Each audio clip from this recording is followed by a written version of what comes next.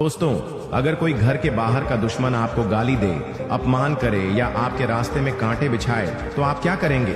सीधा पलट कर जवाब देंगे। लेकिन अगर वही वार आपके अपने घर से हो, अगर वही जहर आपके अपने रिश्तेदार, आपके दोस्त या आपके पड़ोसी से निकले, तब आप क्या करेंगे? यहीं पर इंसान सबसे ज्यादा टूटता है और यहीं से असली शत्रु की शुरुआत होती है। यही वजह है कि चाणक्य ने कहा था, अंतः शत्रु सदा भयंकर।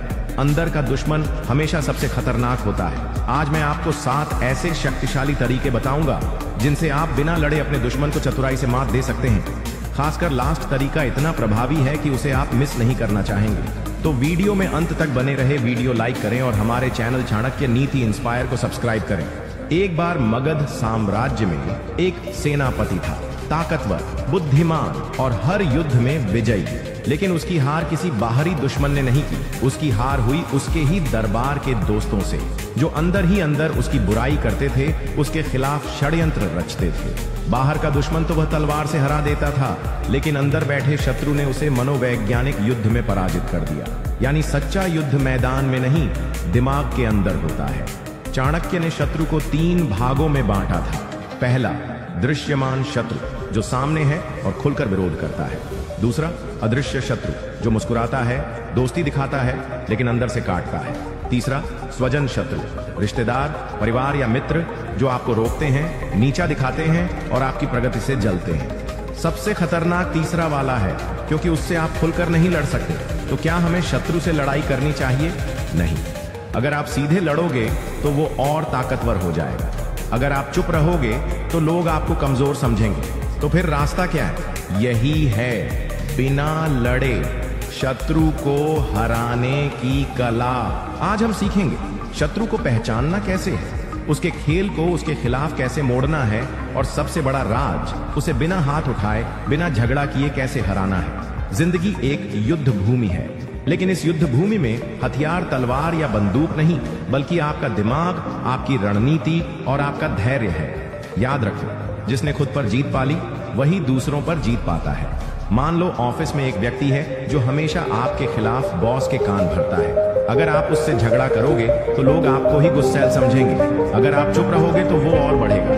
तो आपको करना क्या है? उसकी बातों को उसके खिलाफ इस्तेमाल करना, सबके सामने उसकी सच्चाई को बिना कुछ कहे उजागर करना, यानी वो खुद अपने जाल में फंसे। चाणक्य कहते हैं, शत्रु को नष्ट करने का सबसे उत्तम उपाय है उसे समय पर अकेला छोड़ देना, क्योंकि समय ऐसा हथियार है जो बिना आवाज किए दुश्मनों को मिटा देता है। आपने देखा होगा, गांव या शहरों में अक्सर पड़ोसी एक दूसरे से जलते हैं। कोई नई गाड़ी ले आए तो ईर्ष्या, कोई नया घर बनाए तो जलन, कोई तरक्की करे तो अफवाहें। लेकिन जिसने इनकी परवाह नहीं की और अपने काम पर ध्यान दिया, वो अंत में जीत गया, क्योंकि शत्रु अपनी जलन में ही जलकर राख हो गया। अगर आप भी ऐसे किसी शत्रु से जूझ रहे हो तो ध्यान से सुनो, क्योंकि आगे मैं आपको 7 गुप्त मंत्र बताने वाला हूं, जिनसे आप अपने शत्रु को बिना लड़े हर बार हरा सकते हैं। और अगर यह बातें आपके दिल को छू रही हैं, तो कमेंट में लिखो, मैं अपने शत्रु से बड़ा हूं। शत्रु से बिना लड़े जीतने का पहला सिद्धांत है, उसे अपने दिमाग में जगह दो। असली खेल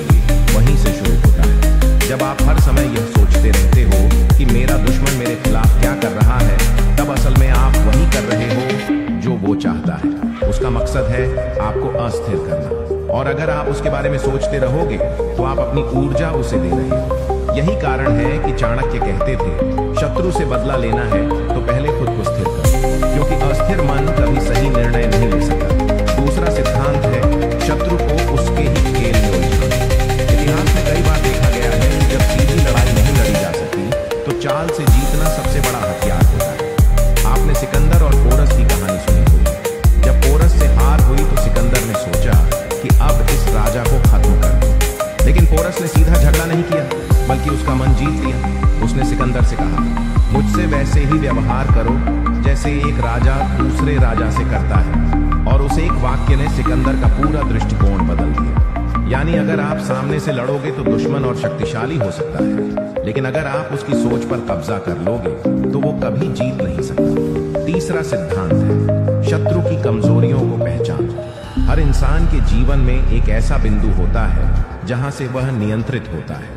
किसी की कमजोरी उसका गुस्सा है, किसी की लालच, किसी की प्रतिष्ठा, किसी की महत्वाकांक्षा। अगर आप दुश्मन की कमजोरी पहचान गए तो समझो आधी लड़ाई वहीं जीत ली। कौटिल्य ने लिखा है कि यदि शत्रु गुस्से वाला है तो उसे उकसाओ, अगर वह लालची है तो उसे और लालच दो, अगर उसे अपनी प्रतिष्ठा प्यारी है तो वहीं वार करो।